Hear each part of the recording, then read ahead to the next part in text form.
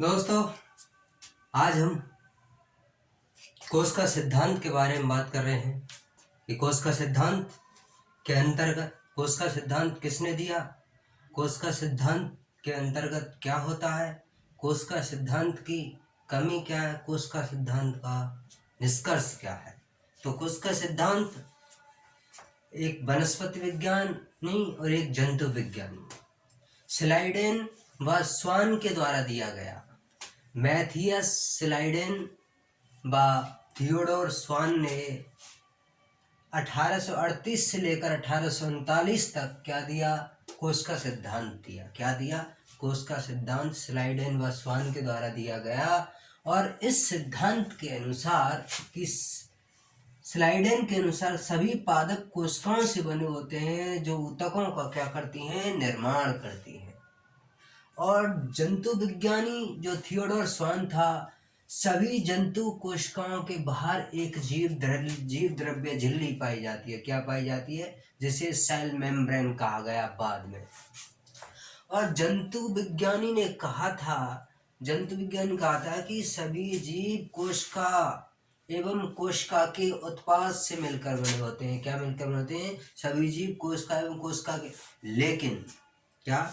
लेकिन यहाँ स्लाइडेन व स्वान दोनों विज्ञानी एक बात बताने में असमर्थ रहे कि नई कोशिका की उत्पत्ति कैसे होती है। क्या होती है? नई कोशिका की उत्पत्ति कैसे होती है। तो उस नई कोशिका की उत्पत्ति के लिए आधुनिक कोशिका सिद्धांत दिया गया। और आधुनिक कोशिका सिद्धांत 1855 में रुडोल्फ विर्चो के द्वारा दिया गया। किसके द्वारा? रुडोल्फ विर्चो के द्वारा। जब भी आए कोशिका सिद्धांत किसने दिया? स्लाइडेन व स्वान के द्वारा। और नया सिद्धांत किसने दिया? रुडोल्फ विर्चो के द्वारा। और कुल आधुनिक कोशिका सिद्धांत के अनुसार नई कोशिका का निर्माण पूर्ववर्ती कोशिका से होता है। पहले ये कोशिका क्या है? ये कोशिका। अब इसमें क्या हो जाएगा? डिवीजन होगा, तो दूसरी कोशिका बन जाएगी। सभी जीव कोशिका एवं कोशिका के से बने होते हैं। क्या बने जो होते हैं? सभी जीव कोशिका एवं कोशिका के उत्पादों से मिलकर बने होते हैं। कोशिका के उत्पादों से मिलकर बने होते हैं। तो कोशिका सिद्धांत किसने दिया? मैथियस स्लाइडेन व स्वान के द्वारा दिया गया। कब दिया गया? 1838 से लेकर 1839 में। और ये कौन थे? जंतु विज्ञानी और एक था वनस्पति विज्ञानी। और किससे मिलकर थे? और इन पर एक ही कमी रही थी। इन्होंने क्या कहा कि सभी जीव कोशिका एवं